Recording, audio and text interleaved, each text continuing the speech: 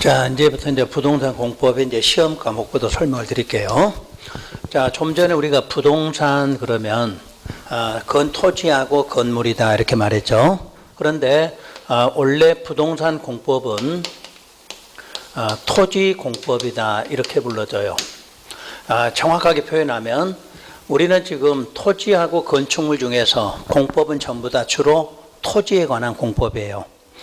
건물에 관한 공법은 여러분이 참고적으로 주택법 혹시 들어보셨나요? 주택법. 주택이 바로 건물이죠. 또 건축법, 또 집합건물법. 이런 것만 건물에 관한 법이고 나머지는 전부 토지공법이에요. 그래서 우리가 원래 공인중개사 시험이 없을 때는 모두 토지공법 이렇게 해서 토지공법은 약 300개가 있다 이렇게 말하고 부동산 공법은 6개다 이렇게 구분하게 돼 있어요. 그런데 우리는 일단 부동산 공법도 어디에서 토지공법이다 이렇게 시작을 해요. 그러면 부동산 공법이든 토지공법이든 전부 다 그 공법 원리가 어디서 나왔느냐? 행정법이에요. 그 행정법의 기본 원리, 그 다음에 성격, 이런 것들이 전부 다 반영된 법이 공법이에요. 그래서 여러분들은 행정법이라는 것은 시험에서는 안 나오지만 우리 용어 정도는 알고 들어가셔야 돼요. 그러면 행정법이라는 법률은 크게 3개로 구분이 되어 있어요. 행정법은 행정조직법이라는 게 있고 행정작용법 그리고 행정구제법 이렇게 3개 파트로 되어 있어요. 행정법은 그 중에서 우리가 배우는 행정법은 행정작용법이에요. 이 행정작용법은 공인중개사 2차 시험은 전부 다 행정작용법에 해당해요. 그러니까 공인중개사법도 행정법의 기본 원리로 갖고 행정작용법, 공시법, 세법 전부 다 2차 과목은 행정법에 행정작용법에 속한다 이렇게 되어 있어요. 그러니까 오늘 배우는 공법은 나중에 2차 과목 배울 때 용어들 다 똑같이 사용한다 이렇게 보시면 돼요. 자, 지금 오늘 우리가 벌칙 배우면 공인중개사법에도 뭐 있어요? 벌칙.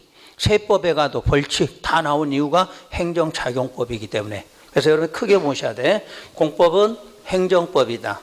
행정법 중에서도 무슨 법이다? 행정작용법이다. 그러니까 혹시라도 앞으로 행정작용, 행정법에 있는 내용 이 정도만 기억하시면 돼요. 뜻이 뭔지 이런 거 몰라도 돼. 그냥 행정작용이다 이런 말만. 그 다음에 행정구제법은 우리 시험에서 필요한 건 2가지죠. 손실보상하고 행정쟁송 부분 요거를 나중에 배우시게 될 거예요. 여러분 문장 그대로 구제한다는 말은 뭔가요? 구제한다. 여러분이 어려운 일 닥쳤을 때 도움을 준다. 그게 구제법이죠. 여러분이 땅 뺏겼다. 자, 국가가 무슨 신도시 만다고 땅 뺏어갔다. 수용했다 그러죠? 그럼 뭐 해줘야 돼? 손실보상. 그 다음에 주차 위반했더니 딱지 붙었더라. 나는 불가피하게 딱지 붙었으니까 이의 신청해야 되겠다. 그럼 뭐예요? 행정쟁송. 이런 것까지 배우셔야 돼. 그러니까 앞으로 손실보상, 행정쟁송 여기 있는 문장들 나오면 그 행정법에 있는 용어들 이걸 우리 공법 시간에도 그대로 사용한다. 이렇게 기본 원리는 알고 계셔야 돼요. 그래서 항상 토지공법, 부동산공법, 행정법 그중에 무슨 법? 행정작용법 이런 용어들까지만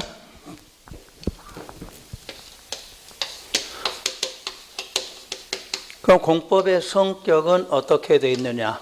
성격은 규제법이에요. 여러분 이 말은 아시겠지? 규제한다. 하라 하지 마라. 하지 마라. 공법은 항상 누가? 행정청이 이렇게 하니까 너희들은 하지 말아라. 투기하지 말아라. 이런 게 규제법이에요. 그래서 나중에 여러분들이 토지 공개념으로 배우게 돼요. 혹시 이 말도 혹시 들어보셨지? 참 올해 대통령이 헌법 발의한다. 거기 토지 공개념 제도를 도입하겠다. 이게 뭐다? 사건 제한이야. 사건 제한. 그러니까 공법은 무조건 사건 제한하는 걸 헌법에 넣겠다. 이렇게 넣은 거예요. 그게 토지 공개념 제도예요. 혹시 여러분들이 도시지역이다. 이런 말 들어봤나요? 도시지역에는 상업지역이 있다. 주거지역이 있다. 공업지역이 있다. 녹지지역이 있다. 이런 말 들어보셨죠? 이런 게 다 용도지역인데 이게 사건 제한하는 토지 공개념이야. 그러니까 여러분이 주택가니까 주로 주택가는 어디예요? 주거지역이죠. 자, 지금 상가 건물이 있으면 상업지역이잖아. 그럼 상업지역에서는 건물로 높게 지어라. 주거지역을 높게 지으면 안 된다. 그게 다 뭐야? 토지 공개념이야. 그래서 이런 것들이 다 앞으로 배워야 될 내용 중에서 자, 대표적인 규제법이에요. 그러면서 계획법이에요. 바로 공법의 특징이 이거예요. 계획. 모든 시작 계획, 끝나는 것도 계획으로 끝나. 그러니까 모든 걸 말로 하는 게 아니라 계획으로 한다. 그래서 여러분이 계획에 관한 시험 문제가 매번 출제가 되는 이유가 바로 계획법이니까. 그래서 이걸 조금 있다가 행정계획으로 배우시게 돼요. 계획을 우리가 만드는 게 아니라 누가? 행정청이 만든다. 해서 행정계획 이렇게 말해요. 그 다음에 공용부담법. 자, 공용부담이다 하면은 여러분이 대표적으로 수용한다. 그게 공용부담이야. 수용한다. 이런 걸 배우시게 되고, 그리고 절차법이에요. 그래서 공법의 성격은 법률로는 자, 다시 한번 무슨 법이면서 행정법이며 규제법이고 계획법이고 공용부담법이고 절차법이다. 자, 우리가 예전에 10회 이전에 시험에서는 이런 것도 출제를 했죠.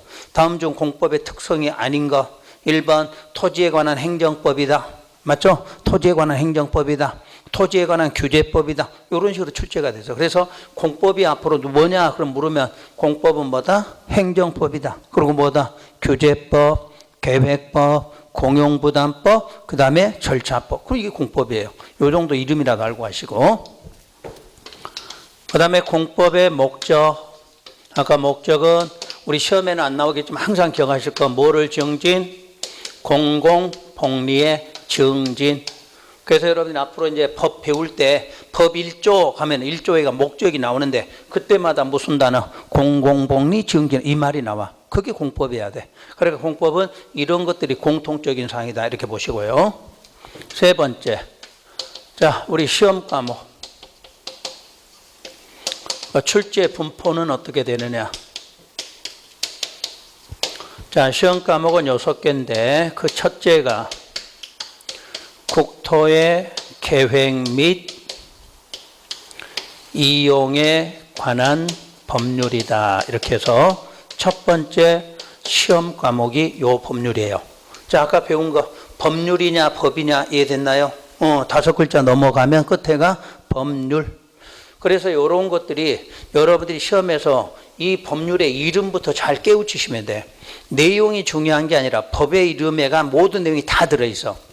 국토라는 말은 무엇의 줄임말이냐? 전국의 토지야. 앞으로 국토 그러면 국토로 생각하면 전국의 토지. 전국의 토지에 뭐 만들고? 계획 만들고. 계획에 따라 뭐 하는 법? 이용하는 법. 이게 국토계획법이에요. 그래서 이 법률에가 내용이 다 써져 있어. 자, 국토의 계획. 전국의 토지는 계획을 만드는데 조금 있다가 광역도시계획, 도시군 기본계획, 도시군 관리계획 이런 계획이 만들어져. 그럼 그 계획에 맞게 뭐하라? 이용하는 법이다. 이렇게 말해요. 그래서 이제 법률에서는 이름이 길 때 그걸 약칭한다 그래. 줄여서 쓴다. 그러면 전부 5글자로 줄여 쓰게 돼 있어. 5글자로. 그럼 5글자가 뭐냐? 국토, 계획, 법 이렇게 말해. 원래 이름은 법률인데 5글자로 줄이니까 국토계획법 이렇게 말해. 요걸 앞으로는 여러분들이 국토계획법 이렇게 부르는 거예요. 근데 공부를 하면 또 그걸 줄이겠다고 국계법 이렇게 부르신 분이 있어. 그럼 합격 못해 절대. 뜻도 모르고 배우니까. 이런 말 쓰지 말란 이야기예요. 이거는 여러분이 잘못된 게 아니라 가리키는 사람이 잘못 가리킨 거지. 줄이겠다고 국계법 하니까 여러분들이 나중에 이게 국계법 뭔지도 모르고 배우는 거야. 원래대로 배우세요. 법률에 있는 대로. 국토계획법이야. 국토계획법. 여러분들 인터넷에 가서 국계법 쓰면 아무것도 안 떠. 근데 국토계획법 하면 이 법률이 딱 뜬다는 얘기야. 이게 법으로 용어가 정해져 있어요. 그러니까 법에서 정한 거 바꾸지 말라는 얘기예요. 공부하실 때는 될 수 있으면 법에서 정한 그대로 쓰는 연습하시면 거기에 뜻이 나와. 자, 국토계획법 뭐부터 만든다? 계획부터만 뜻이 나오잖아. 거기서 뜻이. 그래서 국토계획법이에요. 두 번째는 도시개발법이라고 그래요. 그래서 여러분이 참고로 신도시 만든다고 그러죠. 이때 쓰는 법이 도시개발법. 그래서 자 보통 개발이죠. 이건 계획, 이건 개발. 계획에 의해서 뭐한다? 개발한다 그래요.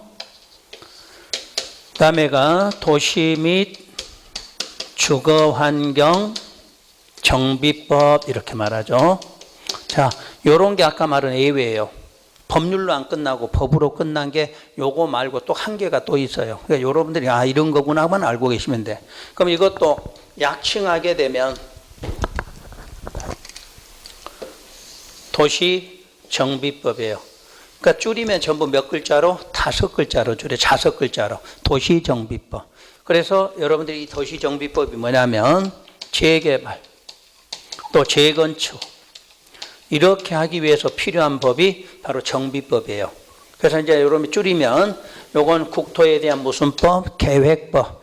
계획에 맞춰서 개발법. 그 다음에 뭐? 정비법. 요렇게 줄여 쓰시면 돼요. 그냥 개발법, 정비법 요렇게는 앞에는 전부 뭐다? 도시라는 말이야. 도시. 그러니까 도시지역 안에서 개발도 하고 정비하는 법. 그럼 여러분 중개업에 다 필요한 법이죠 이게. 여기서 뭐가 나와요? 분양권, 입주권 이런 것들이 나올 거 아니야. 이런 것들을 배우시게 되는 거지. 그 다음 네 번째가 농지법. 뭐 농지는 당연히 아시겠지. 그 다음에 건축법. 그리고 주택법.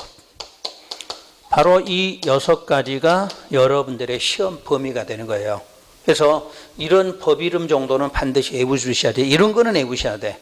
이해되는 게 아니라 요거는 반드시 머릿속에 외워두셔야 돼. 우리 시험 과목이 뭐냐? 그러면 요 정도는 외우고 시작하셔야지. 첫째 국토계획법, 도시개발법, 도시정비법, 농지법, 건축법, 주택법 요 정도는. 그럼 이렇게 분류한 이유가 여기까지는 전부 토지에 관한 법이고 요 2개가 건물에 관한 법이다. 이렇게 해석하시면 돼요. 대부분은 토지에 관한 법이고 건물에 관한 것만 요 2개가 있다. 이렇게 보시고. 자, 이제 출제 범위는 요게 30% 내외 그래요. 그 말은 총 문항수가 40문항이죠. 40문항 중에서 30% 내외. 그럼 30%니까 12문항이 되겠죠. 그 12문항 내외 그 말은 12문제가 나올 수도 있고 13문제가 나올 수도 있고 11문제도 나올 수 있겠죠. 근데 지금은 정확하게 12문항 출제되고 있죠. 그 다음에 도시개발하고 정비법은 묶어서 30% 내외. 그 역시 12문제죠. 그래서 각각 6문제씩. 예전에는 문항수가 좀 달랐었죠. 예를 들어 개발법에 7문제 냈다. 그럼 정비법은 5개 이런 식으로. 근데 지금은 정확하게 6개 출제하고 있고요. 그 다음에 농지법에서 요 주택법까지 3개 합해서 40% 내외로 출제한다. 이렇게 말해요. 그래서 현재 농지법 2문항, 건축법 7개, 주택법 7개. 이렇게 해서 총 문항수가 40문항이 출제가 되겠죠. 자, 올해 기준에 설명할게요. 올해 여러분들이 공법이 어려웠다 그러는데 그럼 공부 안 하신 분들이요. 공부하신 분들 어렵다는 소리는 안 해요. 자, 여러분 이렇게 생각하시면 돼요. 공인중개사는 누구나 합격할 수 있어. 누구나. 그렇다고 누구나 합격하는 건 아니야 또. 왜? 공부를 했느냐 안 해. 무조건 시작한다고 되는 게 아니라 어떻게 했느냐가 중요한 거죠. 그러나 이 공인중개사는 학력도 상관없고 경력도 필요 없고 성별도 상관없어. 아무것도 상관없어. 단 지금부터 어떻게 시험 공부할 거냐 이게 중요한 거지. 그동안에 나는 서울대 법대 나왔다? 혼자 시험 본다고? 절대 합격 못해. 왜? 그때 학교 다닐 때는 젊었을 때 머리고 지금은 노쇠된 머리가 서울법대 나왔다고 해서 민법이 되는 것도 아니거든. 그때는 법조문이나 배웠지 판례 배운 적도 없으니까. 여러분 민법의 판례는 32문제 나오잖아. 근데 여러분이 맞출 수가 없거든. 서울법대 나와도. 그러니까 공부를 지금부터 어떻게 하느냐가 이게 중요한 거지. 옛날에 내가 뭐 했다 이건 아무 상관없어요. 그래서 지금부터 여기에 맞춰서 공부를 하시는데 우선 이 국토계획법에서 문제가 12문제 중에서 올해 공부하신 분들이 이렇게 맞출 수가 있어. 가장 기본으로 8문제는 맞출 수 있어. 근데 국토계획법 8문제가 눈에 안 보였다 그럼 공부 전혀 안 하신 분이야. 이 국토계획법이 공부가 안 되면 나머지 공부는 할 수도 없어. 저 법에 의해서 이루어지는 거니까. 그래서 항상 강조를 하는 게 국토계획법을 얼마만큼 하느냐. 여기에 따라서 공법은 좌우된다 이렇게 보시면 돼요. 그래서 여러분도 앞으로 마찬가지예요. 시험장에 가서 국토계획법이 8문제가 딱 눈에 보였다. 그러면 여러분들 무조건 합격이에요. 요거 8개 맞출 실력이면 밑에 거는 자동으로 맞추게 돼 있으니까. 그리고 많이 맞추시면 10개까지도 맞출 수 있는 게 국토계획법이에요. 그 다음에 도시개발법 정비법이 올해는 쉽게 출제가 됐어. 작년까지는 3개 이렇게 나왔는데 도시개발법은 4개에서 5문항, 요거 3개에서 4개 이렇게 맞을 수 있게 출제가 됐고, 농지법은 말 그대로 2개 다 맞추신 분도 많고, 그 다음에 이 건축법이 올해 가장 까다로웠어요. 잘 맞았을 때 3개 아니면 4개밖에 못 맞았어, 올해는 건축법이. 그 다음에 주택법은 반대로 좀 쉽게. 그래서 여러분이 묶어진 걸 잘 보셔야 돼요. 지금 요 3개가 묶어졌을 때 그 3개에서 16문제인데 맞출 수 있는 게 딱 보면은 요것만 생각해 보세요. 몇 개나 맞춘가요? 9개, 8개 맞출 수 있어요. 반은 맞춘다는 이야기예요. 묶어진 걸 생각하셔야 돼. 그럼 도시개발법 정비법도 대부분 쉽게 나온 게 보통 3개거든. 그런데 올해는 더 많이 나올 수가 있어요. 왜? 건축법이 어렵게 나오니까. 그래서 여러분들은 묶어진 걸 잘 보시고, 이쪽이 좀 어렵다 그럼 이쪽은 쉽게 나와. 여기에 쉽게 나왔다 그럼 밑에 쪽은 좀 어렵다 이렇게 보시면 돼. 그러나 평균적으로 문항수 맞게끔 주는 거니까 그렇게 난이도 조정을 한다 이렇게 보시면 돼요. 참고로 여러분 출제 난이도를 어떻게 하냐면 시험마다 달라지는 게 아니에요. 딱 정해놔서 법으로 3대 4대 3으로 출제하라 이렇게 정해놨어, 출제위원들한테. 그러면 자, 낮은 거 하, 중간 거 40%, 상위권 30% 이렇게 정해놨어. 그리고 이대로 출제하는 거야. 그러면 여러분이 이걸 맞추려고 하는 게 아니라 어디예요? 여기까지 맞추시면 돼. 그래서 모든 시험 과목에 70점은 기본으로 맞추게 준다는 얘기야, 기본으로. 그리고 옛날에 난이도 조절이 안 되니까 지금은 어떻게 하냐, 3단계를 하고 있어, 3단계. 자, 첫째 문제 출제하는 사람이 따로 있어, 출제하는 사람이. 그 다음에 문제를 선정하는 사람이 따로 있어. 그 여러분들 시험 보기 전에 예비적으로 시험을 또 한 번 봐. 3단계를 거쳐요. 그러니까 대학 교수가 예전에 출제하면 그게 바로 출제 문제였어. 근데 지금은 출제해주면 선정을 해요. 요거는 누구냐? 전년도 합격자 중에서 30명이 미리 들어가서 시험을 봐. 전년도 합격자 중에서 그 30명이 가서 시험을 2번에서 3번을 봐.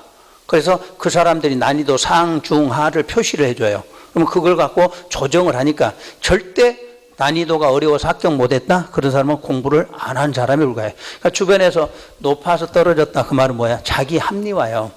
내가 시험이 어려워서 내가 떨어진 거야. 내가 공부 안 해서 떨어진 이 소리 안 해. 내 머리가 나쁘다 이 소리 하기 싫으니까 어렵다 이렇게 말해. 난이도는 법으로 정해져 있어요. 그러니까 어렵다 생각하지 마시고, 대신에 어려우니까 한쪽을 쉽게 주잖아. 예를 들어 공법이 어렵다 그럼 뭐를 쉽게 줘? 중개사법 쉽게 주는 거지. 중개사법 어렵고 공법도 어렵다 그러면 시험 다시 봐야 돼. 재시험 봐야 돼.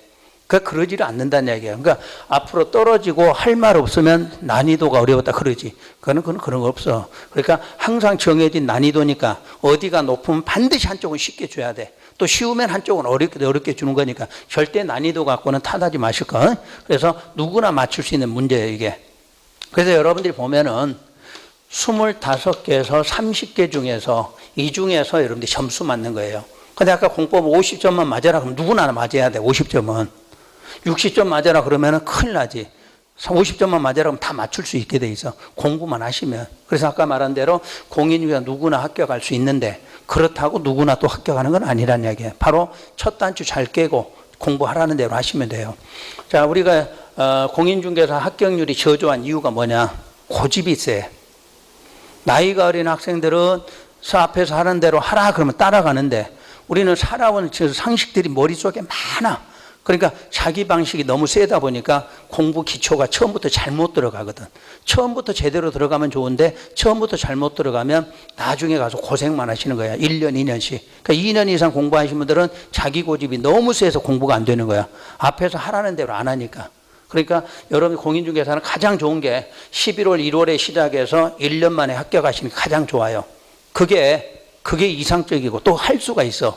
대신에 얼마만큼 노력을 하느냐, 그거는 지금부터 여러분들이 생각하시면서 공부하시면 되는 거니까 내가 1년 할지 2년 할지는 앞에서 가르쳐 주는 게 여러분한테 달려 있어요.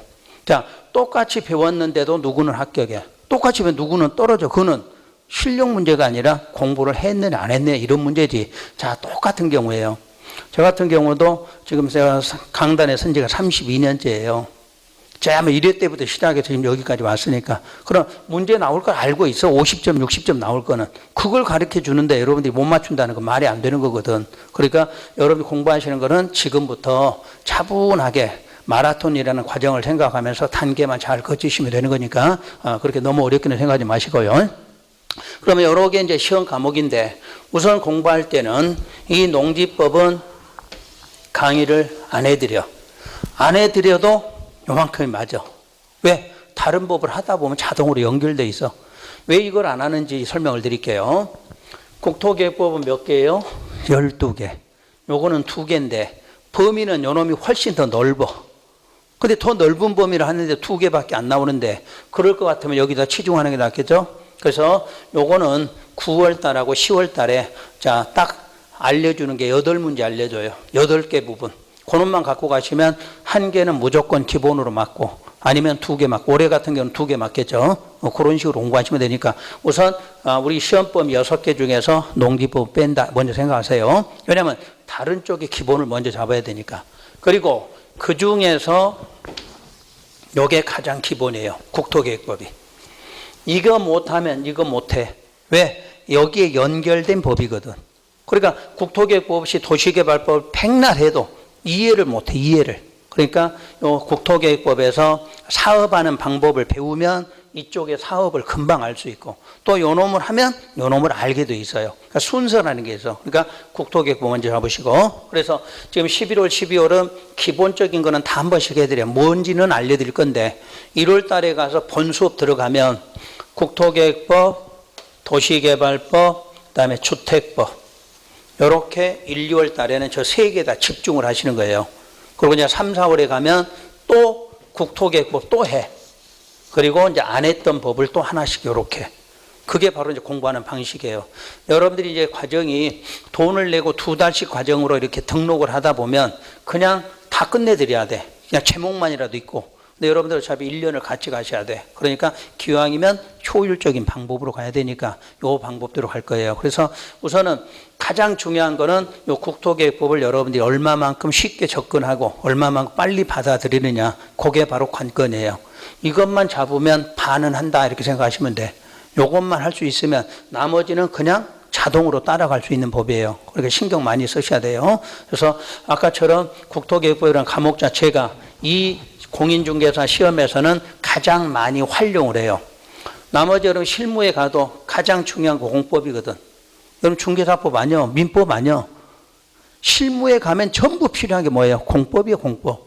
그러니까 이걸 잘 하시면 자, 우리가 부동산 경기가 안 좋다, 팔이 날린다 그런 것도 없어. 이걸 잘하면. 근데 우리가 이걸 못하면 남들처럼 맨날 전월세 계약서나 쓰게 되면 여러분들이 맨날 어렵고 임대료 내기도 어렵다 하는 말이 여기서 나와. 근데 요거 공법을 잘 하시면 모든 게 다 보이게 돼 있어요. 그러니까 이 공법은 공부다 생각하지 말고 앞으로 합격하면 돈 버는 법이다 이렇게 생각하시고 거기다 좀 맞춰서 재미 좀 붙여보시면 될 거예요. 자, 요게 이제 공법이고요. 그 중에서 오늘 여러분들이 배울 거는 요 계획에 관한 거를 배우실 거될 건데 우선 계획 배우기 전에 행정작용이란 용어부터 먼저 설명을 할게요. 여러분들 과정에 이 행정작용이 어디까지 미치고 있는가를 보세요. 행정작용에는 행정입법이라는 게 있어요. 또 행정행위라는 게 있고 그 다음에 행정계획, 자, 행정강제, 행정벌, 행정지도 여기까지예요. 그러니까 행정법에 이런 내용이 있는데 이보다 훨씬 많죠. 우리는 6개가 필요해. 행정법에 6개 내용을 우리 공법에 그냥 그대로 갖다 쓰고 있는 거죠. 행정입법은 아까 배운 대로예요. 원래 법은 누가 위반하느냐? 의회에서만이 할 수 있어. 의회에서만이. 근데 아까 대통령령이나 총리령, 부령은 행정청에서 만들어 쓸 수 있다. 그게 행정입법이에요. 그러니까 법으로 그렇게 해놨어. 원래 법은 의회에서만 만들어라. 그런데 우리 행정청에서도 자, 대표적으로 대통령령이라든가 총리령, 부령 이런 것들은 행정청에서 법을 만들어 써라 해서 이거 행정입법이에요. 요건 이제 중요하지 않는데 행정행위는 우리 일상생활에 늘 쓰고 있어요. 여러분들이 허가라는 말 들어보셨지? 허가, 인가, 특허 등 수없이 많아요. 근데 우리 시험에는 딱 여기 두 개 필요해. 허가, 인가만. 허가, 인가가 우리 공법 시간에 계속 반복적으로 나오게 돼 있을 거예요. 그러면 허가, 인가의 개념을 좀 보면 허가는 원래는 상대적 금지를 해제하는 행위다. 이렇게 돼 있어요. 상대적 금지를 해제한다. 그 말은 공법상에서 이루어지는 모든 행위는 원래는 원칙은 금지사항이에요. 원칙은 금지사항. 그럼 하지 말라는 행위를 뭐 받으면 여러분이 허가를 받으면 그 금지가 뭐가 되나요? 해제가 돼. 그러면 저 해제가 되니까 금지가 해제되니까 무슨 행위? 적법 행위가 된다. 이 내용이에요. 앞으로 여러분들 공법 시간에 허가 받는다. 그럼 원칙은 해라 하지 말아라? 하지 말아라. 하지 말아야 되는 것을 행정청에 가서 뭐 받으면 허가 받으면 그 금지를 뭐 해준다? 해제해 주니까 우리가 할 수 있게 된다. 그래서 무슨 행위? 적법 행위. 이걸 정확하게 기억하셔야 돼. 허가라는 말은. 근데 인간은 학문적으로는 보충행위다 이렇게 말하는데 이건 알 필요도 없어. 우리 시험하고는 상관없어. 대신에 사적이냐 공적이냐 그것만 확인하시면 돼. 사적인 행위는 허가를 받게 돼 있고 공적인 행위를 하는 것은 인가받아라. 이것만 구분하시면 돼. 그러면 여러분들이 앞으로 여러분들이 건축물 건축하려고 그래요. 여러분이 건축하려고 그래. 허가 받아요? 인가 받아요? 그렇지, 허가. 내가 개인적으로 할 거잖아. 이해되셨나요? 그러면 여러분들이 재건축한다고 생각해 볼게요. 재건축 조합을 만들려고 그래요. 재건축 조합. 그러면 설립하려면 요거 허가 받나요? 인가 받나요? 요건 인가 받아야 돼. 그럼 뭐다? 공적이란 이야기야. 그러니까 재건축 내 거 아파트 재건축하는데 사적이 아니에요. 이거는 국가적으로 하는 사업이니까 공적이라고 그래요. 그럴 때는 인가예요. 그러니까 앞으로 여러분 일상생활에 허가 받아라. 그럼 이건 뭐다? 사적이다. 인가 받아라. 공적이야. 여러분들이 도로 설치한다. 이렇게 예를 들어 볼게요. 그럼 도로 설치 여러분이 하나요? 아니면 행정청이 하나요? 행정청이 하겠죠. 그럼 설치하려고 사업하겠죠? 사업하려면 뭐 받아서 인가 이렇게 돼 있어. 그러니까 앞으로 공법 시간 두 개밖에 안 나와. 허가나 아니면 인가 나와. 그러니까 여러분이 하는 일이다. 그럼 뭐? 허가. 이게 국가에서 하는 일이다. 그러면 인가. 이런 식으로. 그래서 공적, 사적 이 단어. 앞으로 계속 써먹을 거니까 아 허가냐 인가냐 이거 구분하시면 되고. 그러니까 자주 쓰는 용어들이 바로 공법에 있는 게 아니라 행정법이 정해놓은 걸 갖다 그대로 쓰는 거다. 이렇게 보시면 돼요. 행정개혁은 좀 이따 다시 설명드릴게요. 행정강제는 여러분들이 쓰고 있는 게 뭐냐면 행정대집행이라고 그래요. 행정대집행한다. 이게 행정강제예요. 자, 문장 그대로 행정청이 대신해서 집행한다 이렇게 말해. 그럼 한번 예를 들어 볼게요. 여러분이 음식점 영업하려고 그래요. 음식점 영업. 그럼 허가 받아요? 인가 받아요? 영업 허가라고 그랬죠? 영업 허가. 여러분이 하는 거니까. 그럼 음식점 영업하려면 간판 설치해야 되겠죠? 그럼 간판 설치하려면 또 허가 받아요? 인가 받아요? 허가 받겠죠? 근데 허가 없이 간판 설치했어. 허가 없이 간판 설치. 그럼 무허가겠죠? 그럼 무허가면 행정청에서 뭐 나오느냐? 계고장이 나와. 너 좋은 말 할 때 몇 월 며칠까지 철거하라 이렇게. 근데 계속 버티면 행정청이 사다리차 끌고 와서 뭐하요? 뜯어가지? 그 행정대집행이야. 그게 행정강제야. 문장 그대로 읽으시면 돼. 행정청이 어떻게 한다? 강제로 한다 그랬어. 그러니까 여러분이 해야 될 일 안 하면 행정청이 대신 와서 강제로 하는 것. 그게 행정강제. 그러니까 여러분들 과정에 이렇게 나와. 행정대집행 이렇게. 아 머릿속에 아 저거 행정강제구나 이렇게 알아두시면 돼. 그러니까 이 원리를 알아야 되는 거예요. 이것만 알아갖고 되는 게 아니라 이 행정법의 행정강제에서 뭐가 행정대집행이 나와. 또 혹시 여러분 이름을 들어보셨지? 이행강제금, 건축법. 건축법에 자 옥상에다가 자 옥탑방 하나 들였다. 근데 허가 없이 들여놨어. 근데 항공 촬영 딱 했더니 떴어. 그러면 행정청에서 뭐 나와요? 너 언제까지 돈 안 내면 이거 이행 안 하면 돈 부과하겠다 나와. 이행강제금이야. 이런 걸 다 배우는 게 강제예요. 그 다음 행정벌이란 종류가 두 가지가 있죠. 행정형벌, 행정질서벌. 그래서 행정형벌은 징역, 벌금 이런 것들을 행정형벌이라고 그래. 그럼 잘 보세요. 우리 형벌이면 사형도 있어야 되잖아. 사형. 얘는 없네. 왜?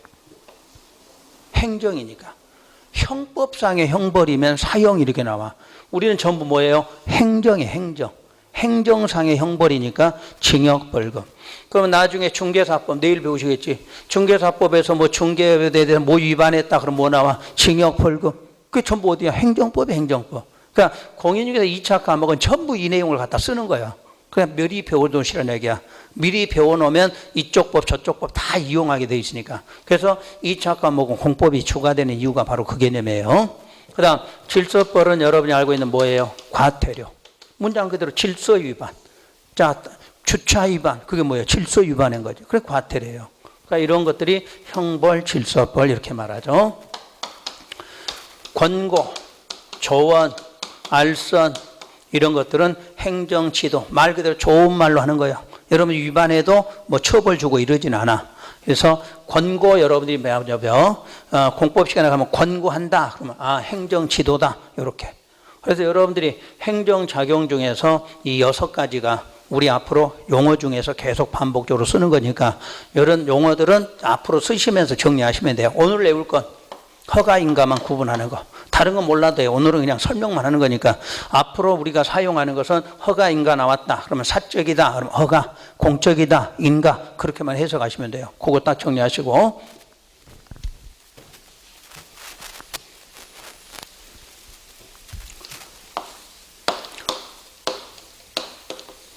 자, 오늘 여러분들 이제 공부를 좀 해볼게요. 행정계획. 공법은 항상 계획법이라고 그랬어요. 근데 계획은 행정청에서만이 만들 수 있어. 그래서 행정계획이에요. 여러분 용어를 어렵게 생각하지 마시고 앞에 행정자 붙으면 행정청이 하는 역할 그렇게만 알고 계시면 돼. 그럼 행정계획은 순위가 상위 계획도 있고 하위 계획도 있다 이렇게 말해요. 그러면 상위냐 하위냐 그 말은 아까 행정청이 크게 두 단계죠. 국가가 있고 지방이 있다고 그랬죠. 국가 쪽에 사면 상위고 지방에 사면 하위다 이렇게 생각하시면 돼요.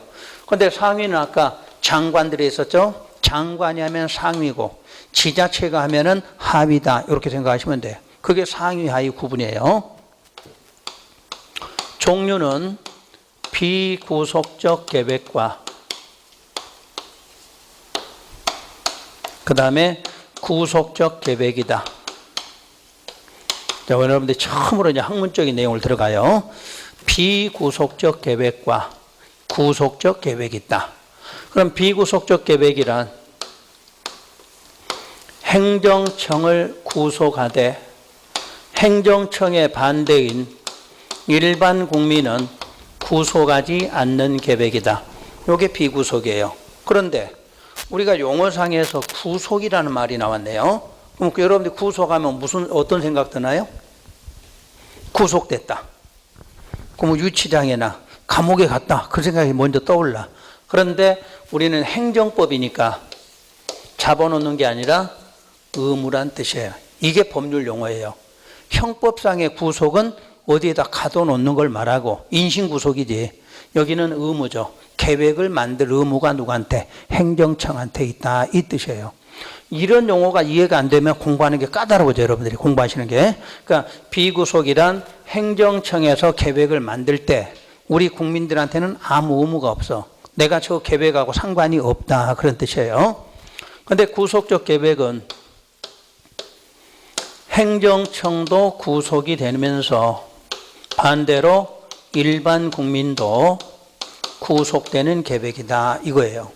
그러면 비구속이냐 구속이냐 차이가 누구에 대한 구속력? 요거예요. 요거. 어차피 행정계획이니까 구속이든 비구속이든 누구는 행정청은 만들 의무가 있는 거고, 행정청이 만들었을 때 일반 국민에게 아무 상관이 없는 계획은 비구속이고, 우리 국민도 영향을 받으면 구속적 계획이다. 이 차이예요.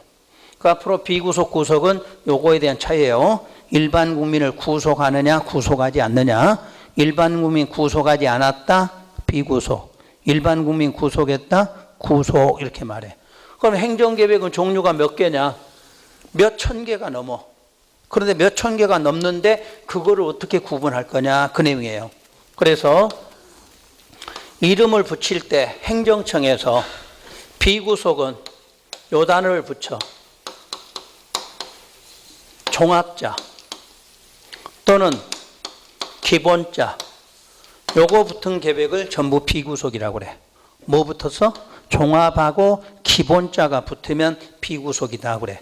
그러니까 행정청에서 계획 만들 때 요거 비구속이다 그러면 이름을 항상 뭐라고 붙여? 무슨 무슨 종합계획, 무슨 무슨 기본계획, 이렇게 붙이면 요건 비구속이에요.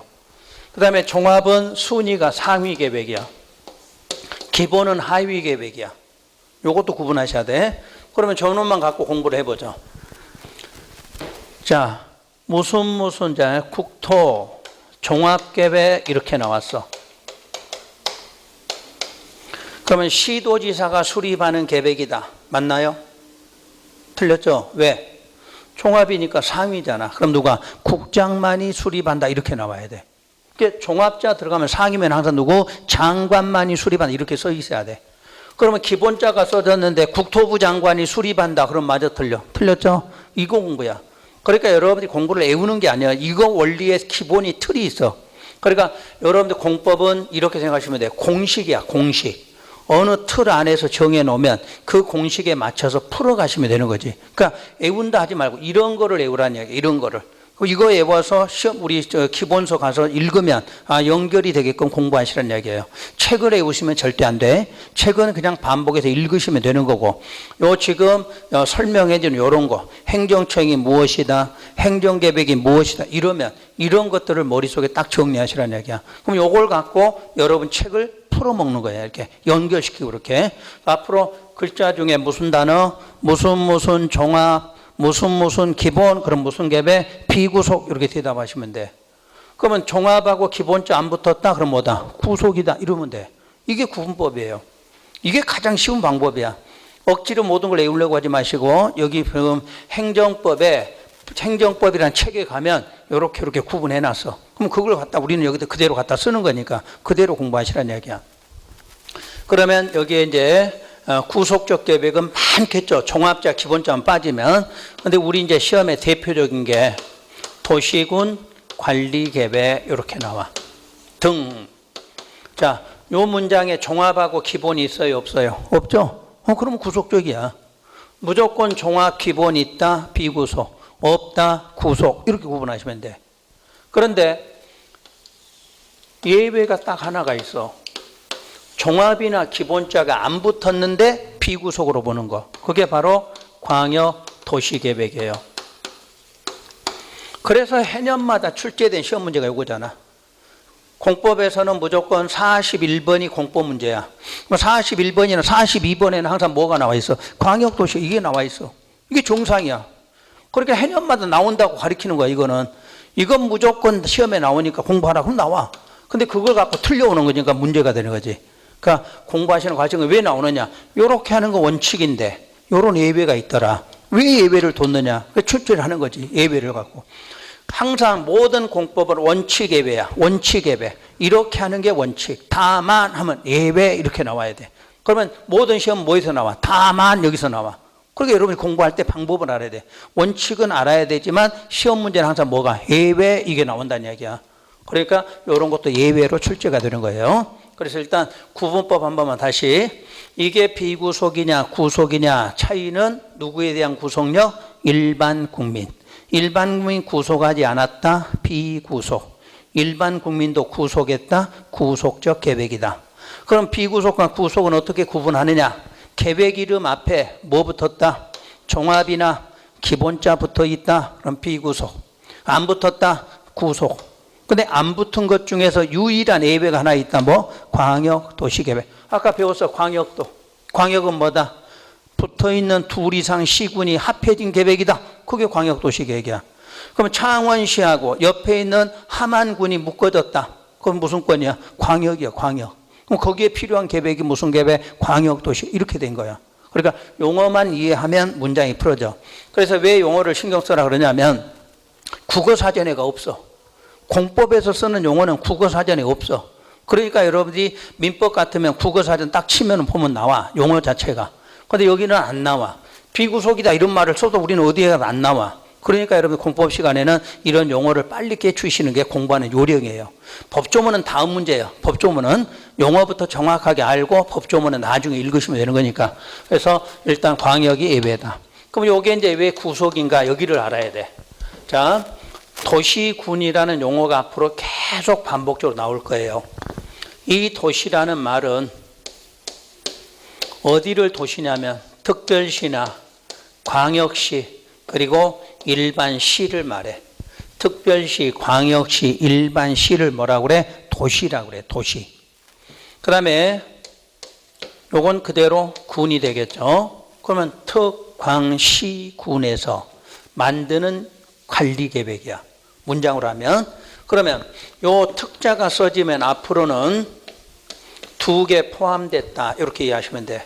아까 두 개가 뭐 있나요? 특자가 붙은 게 특별자치시, 특별자치도 이렇게 돼 있잖아. 그러니까 앞으로 문장 보면 여러분 체계가 특별시, 광역시, 특별자치시, 특별자치도, 시군 이렇게 길게 나와. 근데 우리는 읽을 때 앞으로 특광시군 하면 알아들으시면 되는 거야. 그러니까 오늘부터 약속이에요. 내가 특자 써놓으면 서울특별시만 있는 게 아니라 세종시하고 제주도도 포함됐다. 그냥 우리 일상생활로 세종시하고 제주도까지 포함된 용어다. 광역시 6개다, 시가 있다, 군이 있다 이렇게 말해. 그럼 관리계획은 창원시의 무슨 계획? 관리계획. 함안군 관리계획. 그러니까 군에 살면 관리계획 앞에다 뭐라고 붙여? 군관리계획. 창원시 그러면 시는 도시니까 도시관리계획이야. 그러니까 창원시는 무슨 계획? 도시관리계획. 함안군은 군관리계획. 이해가 됐나요? 그럼 김해시도 뭐라고 읽어야 돼? 도시관리계획. 김해시 도시관리계획. 창원시 도시관리계획. 함안군 관리계획. 뜻됐나요? 그러니까 행정구역이 대한민국은 특광시군으로 되기 때문에 시험 볼 때는 도시군이라고 써. 근데 여러분이 앞으로 생활할 때는 창원시 그러면 창원시 관리계획, 함안군 그러면 함안군 관리계획 이렇게 읽으시면 돼. 그러면 이 관리계획이 여러분을 구속한다는데 왜 구속하느냐? 6가지 내용을 결정하는 계획이야. 6가지 내용. 이 결정이 되면 결정의 효과는 행위 제한이 나와. 행위 제한. 그리고 사업을 하게 되어 있다. 이렇게 말해요. 문장 그대로 행위. 여러분이 하는 행위를 뭐 한다? 제한한다. 그럼 제한하는 거 한번 해볼게요. 요 6가지 내용이 뭐냐면 여러분들 교재에 오늘은 뭐 필기 안 하셔도 되니까 여러분들 교재를 한번 펴볼게요. 교재 154쪽 한번 펴보실래요? 154쪽에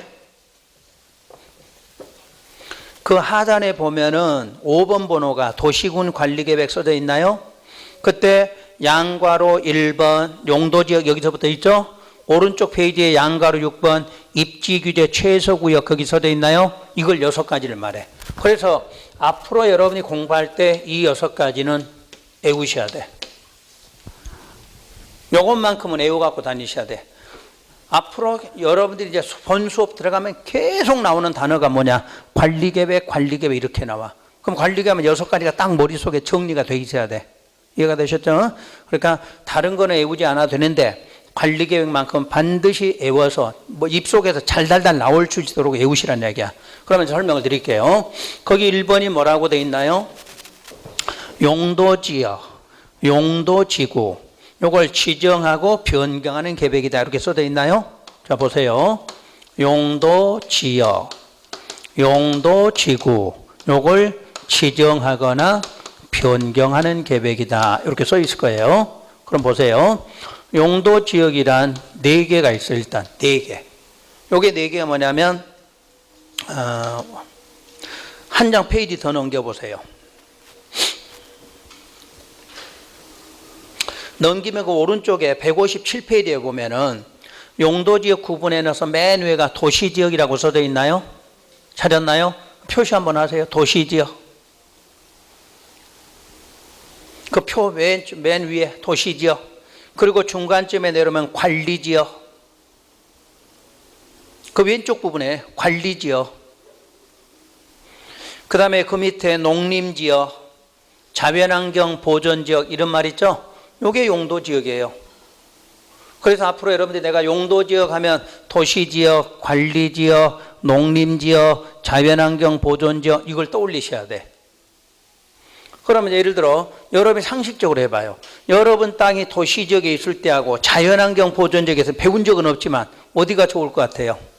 도시지역에 있으면 좋을 것 같잖아. 자연환경 보존지역은 말 그대로 보존하라고 그랬으니까 행위 제한이 많다 그 말이에요. 뭘 하지 말라라고 하는 거. 그래서 여기서 말하는 행위 제한이 뭐냐면 나중에 여러분 이제 본 수업에 들어가면 나와요. 건축 제한이야. 그러니까 용도지역 지정되면 여러분 마음대로 건축물 건축 못해. 그 지역에 맞는 건축물만 건축하라. 그게 건축 제한이야. 그 다음에 건폐율이 나와. 건폐율. 혹시 건폐율은 들어보신 적은 있죠? 내가 땅을 갖고 있다. 여기가 대지라는 땅을 갖고 있는데 여기다 건물을 얼마만큼 지을 수 있느냐 면적을 그게 건폐율이야. 내가 200제곱미터 땅을 갖고 있다고 200제곱미터 몽땅 건축 면적 나오는 건 아니다 그 말이야. 만약에 건폐율이 50이다 그러면 요 대지 면적이 얼마 50%만 건축 면적이 나오도록 하라. 그러니까 여러분 땅인 대로 여러분 마음대로 해 못해? 못하잖아. 그게 행위지 아니야. 그 다음에 용적률이 나와. 용적률. 그럼 용적률은 내 땅이라고 층수 20층 30층 올린다? 못 올려. 그게 바로 제한이에요. 그러니까 용도지역이 지정되면 여러분들 그 용도지역에 맞게끔 건축을 해야 돼. 건축 제한을 받아. 또 면적 내 마음대로 넓게 해 못해? 못해. 높이 마음대로 올릴 수 있다 없다? 없다. 그게 행위 제한이야. 그럼 관리계획에서 용도지역 하나만 지정하니까 여러분 어떻게 했어? 구속되고 있잖아. 그게 구속적 계획이야. 이해가 됐나요? 그러니까 여러분이 관리계획이 결정이 되는 순간 용도지역이 지정과 됨과 동시에 여러분들은 뭐를 내 마음대로 못하게 된다. 그래서 행위 제한. 그럼 여러분도 못했다? 구속됐다. 이렇게 말해. 이해가 되셨죠? 그 다음 용도지구는 9개가 있어요. 근데 여러분이 아는 걸로만 해볼게요. 혹시 고도지구 들어보셨지? 고도지구. 높이 제한한다. 그러면 자 부산광역시예요. 여기 공항이 있다고 예를 들어봐요. 그럼 공항 주변에 땅이 있다. 내 마음대로 건물 짓나요? 못 짓나요? 못 짓게 해놨죠. 왜? 여기가 고도지구 지정돼 놨거든. 그 비행기 뜨고 내리려면 건물이 높으면 안 되니까 고도지구 지정해놔. 그래서 예를 들어 3층으로 그러면 3층까지만, 5층으로 그러면 5층까지 이렇게 하는 게 고도지구야. 그래서 여러분 제한하고 있는 거죠. 그러니까 여러분 이제 제한한다는 말은 이해됐나요? 여러분 구속된다. 그게 바로 용도지역 지구에 대한 지정이나 변경. 그 다음 두 번째가 여러분 책에 뭐라고 되어 있는가 다시 한번 봐보세요. 앞으로 다시 와서. 두 번째가 뭐라고 되어 있어요? 개발 제한구역. 요게 그린벨트야. 그린벨트. 여러분 일장 동안에 그린벨트 그게 우리가 법률로는 개발 제한구역이야. 그 다음에 도시자연 공원구역, 시가와 조정구역, 수산자원 보호구역. 그 네 개를 줄여서 말하면 용도구역이라고 그래. 용도구역. 그 용도구역 지정하고 변경하는 것도 관리계획이야. 그러면 여러분이 용도구역 중에서 여러분이 아는 걸로만 내 땅에 그린벨트 지정했다. 좋아 나빠? 별로 안 좋죠. 왜? 하지 말라는 내용이 많아지니까.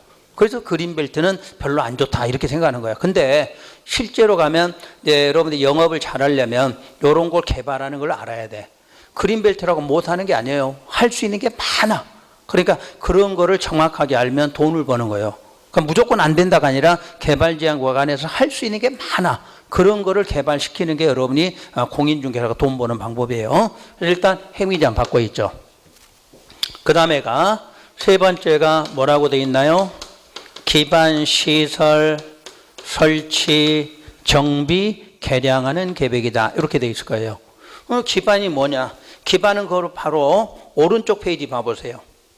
그 155쪽에 오른쪽 페이지 하단에 기반시설 종류 써져 있죠.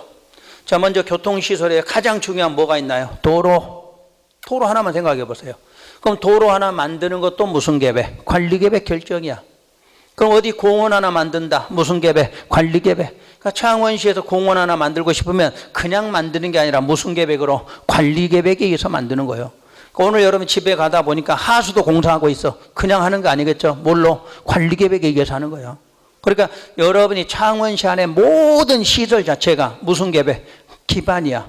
그럼 기반이니까 전부 무슨 계획으로? 관리계획에 의해서 일어난다. 이렇게 생각하시라는 얘기야. 그래서 우리 실생활에 접목을 시키시면 돼. 내가 걸고 있는 땅 자체가 전부 무슨 계획으로? 관리계획에 의해서 전부 결정을 하고 있다. 이렇게 생각하시면 돼. 그러면 여러분이 빨리 이해가 되실 거예요. 그 다음에 네 번째가 뭐라고 돼 있나요? 도시개발사업 그리고 정비사업 이렇게 돼 있을 거예요. 자, 이제 중요한 거 나왔어요. 여러분 신도시 만들어. 여기다 신자 하나 쓰면 돼. 도시개발은 뭐다? 신도시 개발 사업이야. 그럼 신도시 만드는 것도 무슨 계획? 관리계획이야. 그러니까 창원시에 도시가 포화 상태가 됐다. 그러면 외곽에다가 신도시 만들어야 되겠죠. 그것도 무슨 계획? 관리계획이야. 자, 바로 아까 정비사업이 뭐예요? 재개발, 재건축이야. 자, 이제 생각하셔야 돼. 여러분이 아파트 재건축한다고 여러분 거 아니요. 무슨 사업? 공적 사업이야. 공적. 그래서 무슨 계획? 관리계획이 결정을 해줘야 돼. 여러분들이 백날 조합 설립하고 한다고 되는 게 아니라 관리계획에서 뭐 해야 돼? 결정해줘야 돼. 정비사업 하라고. 그래야 여러분들이 정비사업, 재개발, 재건축을 하는 거야. 그러니까 여러분 일상생활에 없어서는 안 되는 계획이 뭐다? 관리계획이다. 이 내용이야. 자, 다섯 번째 무슨 구역? 이런 거 잘 기억하셔야 돼요. 지구단위 계획구역이에요. 요거를 지정 변경하는데 앞으로 여러분들은 요 말 딱 나오면 이렇게 기억하시면 돼. 계획적으로 개발하는 구역이에요. 계획적 개발. 그러니까 여러분 동네에 지구단위 계획구역 지정됐다. 그럼 땅값이 올라가요? 내려가? 올라가. 개발되니까. 그러니까 공인중개사 하려면 요거 지정하기 전에 어떻게 해야 돼? 땅 사들여야 돼. 아니면 집 사놓던가. 그래야 돈이 올라가. 그 이런 요 놈으로 애우지 말고 지구단위 그럼 뭐다? 계획적 개발이다. 이렇게 생각하시라는 얘기야. 자, 마지막이 여섯 번째가 입지규제 최소구역 써져 있어. 그럼 요거는 어떻게 기억하느냐? 요거는 복합적 개발이야. 복합적. 여러분이 복합이라는 말은 어디서 많이 써요? 복합. 주상복합 그래. 주상복합. 뭐예요? 오피스텔. 그럼 역 주변, 터미널 주변이 노후화되면 어떻게 해야 돼? 다시 개발해야 돼. 그럴 때 무슨 구역? 입지규제 최소구역 지정해. 그럼 거기가 어떻게 돼? 복합적으로 상가도 들어오고 다시 주거사업 오피스텔 들어오게 된다. 이런 뜻이야. 그러니까 전부 여러분한테 필요한 계획들이에요, 이게. 그러니까 우리 일상생활에 꼭 필요로 하는 계획이 무슨 계획? 관리계획 이렇게 돼 있어. 그래서 여러분도 뭐가 돼? 구속되고 있는 거예요, 여러분도. 그래서 여섯 가지를 다시 잘 보세요. 여섯 가지가 결정이 되면 그 결정의 효과는 자, 뭐가 나온다? 행위제한이 나와. 그러니까 여섯 가지 결정과 동시에 여러분이 할 수 있는 것도 있고 할 수 없는 것도 나온다. 이렇게 말해. 그러고 다시 3번에서 6번까지는 결정이 되면 결정의 효과는 이때부터는 뭐를 해야 돼? 사업. 다른 말로 뭐야? 공사해야 돼. 그 말이야. 사업해야 된다. 공사. 자, 도로 만든다고 결정했어. 결정했다고 도로 만들어지는 게 아니라 뭐 해야 돼? 공사해야 도로 만들어져. 그럼 여러분 땅도 어떻게 해야 돼? 뺏기고 거기 공사 들어오고 이렇게 되는 거지. 이런 게 앞으로 외우실 거 여섯 가지 딱 외우고 여섯 가지 결정되면 뭐 나오고? 행위제한. 근데 도로 기반 시설부터 마지막까지는 개발이 돼야 돼. 개발이 되려니까 뭐도 해야 돼? 사업, 공사. 이것만 머릿속에 딱 정리해 두시면 돼. 그러면 앞으로 용어는 그냥 자동으로 알아듣게 돼 있어. 오늘 여러분 배운 것 중에서 용어는 행정청이라는 용어 꼭 정리하시고 그 다음에 시험 과목 정리 꼭 하시고 시험 과목 허가인가 뜻 이해하고 허가인가 그리고 오늘 배운 요거 행정계획 그 중에서 뭐 관리계획 요렇게 하면 돼. 공부를 하는 게 다 하는 게 아니라 들었다고 해서 공부를 다 하는 게 아니라 포인트가 되는 게 뭐니? 그 포인트가 되는 걸 찾아서 그걸 정리를 딱딱 하시는 게 공부 방법이에요. 그래서 오늘 내가 처음으로 애워라고 한 건 무슨 계획? 관리 계획 6가지 애운다. 그 생각만 하면 돼. 6가지. 그래서 6가지는 앞으로 무조건 달달달달 애우시라는 얘기야. 요 말만. 그러면 앞으로 공부 들어가면 계속 이 단어만 갖고 쓰이는 거야. 이 국토계획법 자체가 몇 가지에 대해서 6가지에 대한 계획이에요. 6가지에 대한 계획. 그래 6가지 계획을 못 외우면 문제가 해결이 안 되니까 우리가 처음 시작할 때 뭐를 해야 되겠다 이것만 원리 파악하시고 해야 될 것 정확히 하시는 얘기예요. 그러면 일단 정리 다시. 자, 구속과 비구속의 뜻은 이해되셨지? 구속과 비구속 구분법 이해하시겠지? 그 다음에 오늘 이제 배울 건 용어 하나 배워요. 비구속을 만들 때는 수립에서 승인 절차를 거치는 게 비구속이에요. 수립에서 승인 절차. 그러니까 계획은 항상 만들 때 용어가 수립해라, 수립했으면 승인 받아라 이렇게 나와. 그런데 구속적 계획은 특히 구속적 계획에서 요 관리 계획은 입안해서 결정고시하라 이렇게 쓰고 있어. 그러면 이 단어가 무슨 뜻이냐? 수립이나 입안은 계획 만든다는 뜻은 같아. 요것도 그냥 머릿속으로 생각해서 계획 만든다 수립이에요. 근데 요거는 실행할 안을 포함해서 실행까지 해야 된다. 그게 바로 입안이야. 그러니까 요거는 단순하게 말하면 계획만 만드는 거는 수립이고 뭐까지 해야 되는 걸 하게 되면 입안이라고 그래. 예를 들어 볼게요. 공인중개사 공부하신다고 생각은 하고 계획은 세워놓고 지금까지 집에 계신 분은 뭐예요? 수립만 한 거야. 여러분처럼 여기까지 와서 앉아있으면 실행했어. 그럼 뭐예요? 입안이야. 또 이해됐나요? 그냥 계획만 만드는 건 수립, 실행까지 하면 입안한다 이렇게 말해요. 그러니까 이걸 꼭 법률대로 생각하지 말고 우리 상식적으로 이해하시라는 얘기야. 계획만 단순하게 만들었다 수립. 자, 계획 만들어서 실행까지 했다 입안했다 이렇게 이해하시면 돼. 그리고 이 승인이란 용어는 앞으로 계속 반복해 쓰일 거고 올해 시험에도 계속 나왔어. 앞으로 이 공법은 행정청이 하는 일이니까 행정청은 계획을 만들거나 뭘 하게 되면 반드시 윗사람한테 확인을 받아. 그 확인을 받는 걸 뭐라고 그래? 승인이라고 그래. 그럼 아까 이제 배운 거 이해 한번 해보세요. 시장이 수립했다 이렇게 써져 있어. 그럼 승인은 누군가요? 도지사 이렇게 나와야 돼. 이게 아까 행정청 배운 이유야. 시장이나 군수는 상급기관이 누구예요? 도지사잖아. 그러니까 시험에서는 두 개 다 안 써줘. 시장이 수립했다. 그럼 누구? 도지사 승인받아라. 이렇게 나오니까 여러분이 외울 게 아니야. 이해를 해야 돼. 풀어져. 그럼 여기가 자 서울특별시장이 수립했다. 그럼 누구? 국토부 장관 이렇게 나와야 되겠지. 바꿔서 이제 문제가 나오겠죠. 반대로 국토부 장관이 승인권자다. 그럼 앞에는 누구야? 시도지사 이렇게 나와야 되겠지. 이렇게 원리를 찾으시라는 얘기야.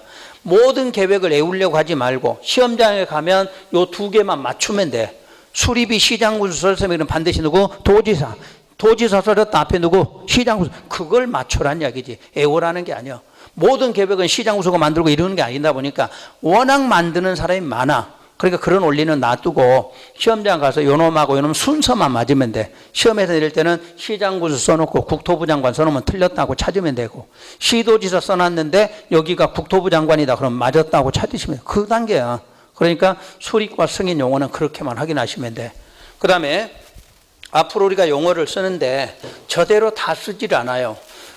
법률 용어들은 항상 줄여서 많이 써. 그럼 여기는 수립 승인이잖아. 근데 뭐라고 그래? 그냥 수립한다 그래. 승인까지 안 써. 그러니까 여러분 책 읽을 때 수립했다. 그럼 뭐 수립해서 뭐까지? 승인까지 받았다. 이렇게 말하는 거야. 근데 반대로 구속적 계획은 이렇게 말해. 그냥 결정했다 그래. 관리 계획 결정했다. 그럼 뭐? 입안해서 결정했다 그 말이야. 아까 이거 보세요. 관리 계획은 6가지 내용을 뭐 했다? 결정했다 그랬잖아. 입안했다 이렇게 안 해. 결정했다 그래. 그러면 뭐 해서? 입안해서 결정했다. 그 뜻을 줄여서 쓰는 거예요. 그러니까 여러분들 결정했다고 결정만 한 게 아니야. 결정하기 전에 뭐 해서? 입안해서 결정했다. 그 다음에 수립했다. 그럼 뭐까지? 승인까지 받았다. 이런 뜻이에요.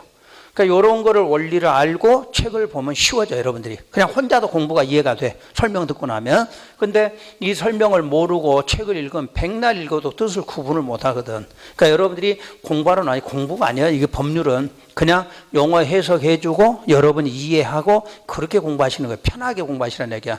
이걸 뭐 학문처럼 정리한다 이러지 말고 법은 상식이에요, 상식. 우리 일반 생활에 쓰는 상식이니까. 여러분이 회사 다니시면 그러잖아. 내가 무슨 뭐 기한을 하나 했어. 그럼 그놈이 바로 실행하는 거 아니죠. 윗사람한테 뭐 받아요? 결제 받고. 결제 받은 다음에 또 올라가서 결제 받고. 이런 거 아니에요. 똑같아. 우리 상식이에요. 항상 법은 상식이다 이렇게 생각하고 공부하시면 돼. 이게 별도의 개념이 아니라 우리가 살아가는 과정에 꼭 필요한 것들이 법으로 만들어진 거니까 이거를 학문으로 생각하지 말고 법으로 생각을 해요. 법은 상식. 근데 아까 부동산학 개론이 어렵다 그게 뭐예요? 상식이 아니거든. 이건 공부거든 이건. 그래서 학문적이다 보니까 그쪽 개념이 안 되신 분이 어려울 수밖에 없어. 특히 나이가 들수록 부동산학 개론은 어려워요. 근데 반대로 젊은 친구들 어떻게 돼? 부동산학 개론은 쉬운데 법이 안 되는 거야. 왜? 살아온 시간이 짧으니까 상식이 없어, 상식이. 그래서 나이 드신 분의 장점은 이해거든. 이해니까 이해하시면 돼. 그 장점을 살리시는 거고. 젊은 애들은 어떻게 해요? 외워. 머리가 좋으니까 외운다는 얘기예요. 좋은 예로 이런 경우 있죠. 고3짜리가 수시에 그 합격한 애들이 있어. 6월달 정도에. 그래서 엄마 아빠가 따달라고 하면 7월달에 와. 그럼 7월달에 4개월만 공부해도 합격을 해. 왜? 들으면 외워지거든. 근데 우리는 외워지는 게 없으니까 꾸준하게 이해하고 하나하나 넘어가야 되거든. 또 시험장 가서 그걸 적용하는 게 젊은 애들은 적응력이 빨라. 빨리빨리 해결해. 우리는 지문 하나 읽는 것도 시간이 많이 걸리거든. 그러니까 그런 차이점이에요. 그러니까 내가 어떻게 하느냐, 내 장점을 살리시라. 여러분들은 살아온 생활이 많으니까 이해력이 빠르니까 이해하는 방법으로 공부하시면 되고 절대 외우지 마세요.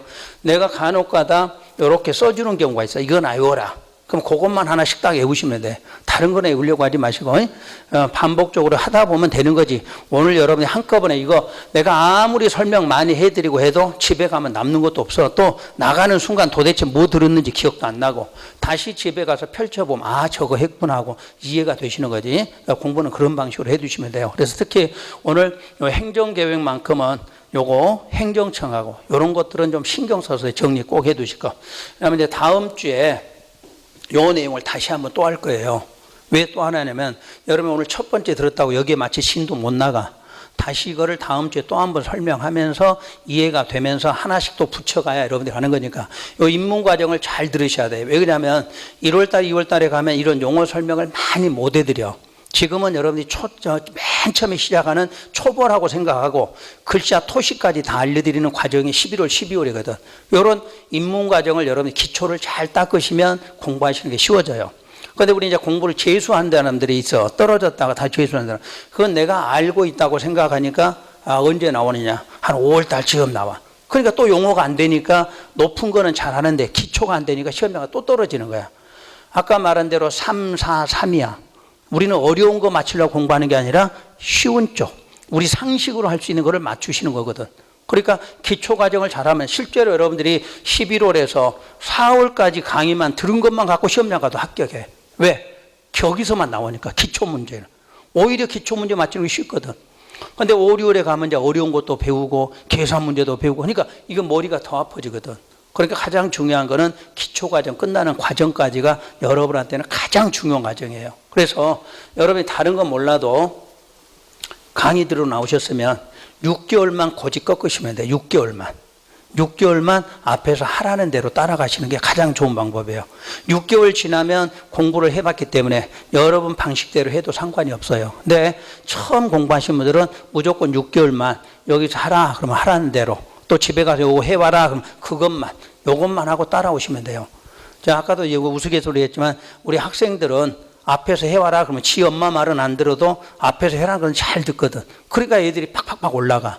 근데 우리는 살아온 방식이 있다 보니까 요렇게 해라 그래도 집에 가면 내 방식들이 있다 보니까 자기 방식대로 하다 보면 첫 번째 단추를 잘못 깨니까 그때부터 공부하는 게 어려워져요. 왜? 자꾸 이제 시간이 지날수록 더 벌어지거든. 그러니까 처음부터 하라고 할 때 그것만 정확하게 하시는 게 중요한 거니까 그렇게 정리하시도록 하고 오늘은 여러분들이 첫날이니까 많이 안 해드리고 자 오리엔테이션 개념으로 공법이 이런 과목이었구나 하고 이 정도만 제가 설명을 드릴게요. 그래서 요거를 이제 다음 주에 가면은 체계적으로 다시 아까 했던 걸 쭉 다시 한번 하면서 이제 책에 있는 진도까지 이렇게 연결시켜 들어갈 테니까 정리하시고, 집에 가시면 저희는 동영상이 바로바로 올라가 있어요.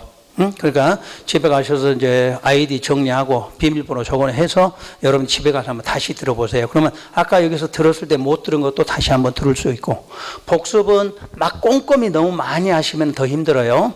그냥 가볍게 오늘은 이런 거였구나. 내가 공인중개사 첫 번째 공법이라는 과목은 이런 거였구나 하고 이해 정도만 하시면 돼요. 절대 외우지 마시고, 아까 관리계 6가지 외워라. 다음 주에 가서 또 하시면 돼. 그러니까 외운다고 해서 외워지는 것도 아니고 반복해서 정리하시면 외워지는 거니까 그때까지 정리하시고요. 내일은 중개사법 보니까 전체로 과목을 한번 쭉 들어보세요. 들어보시고 이런 거구나 하고 거기에 맞춰서 다음 주부터 정상적인 진도는 들어가도록 할 테니까 그렇게 하세요. 자, 오늘 수업 마칩니다. 수고 감사합니다.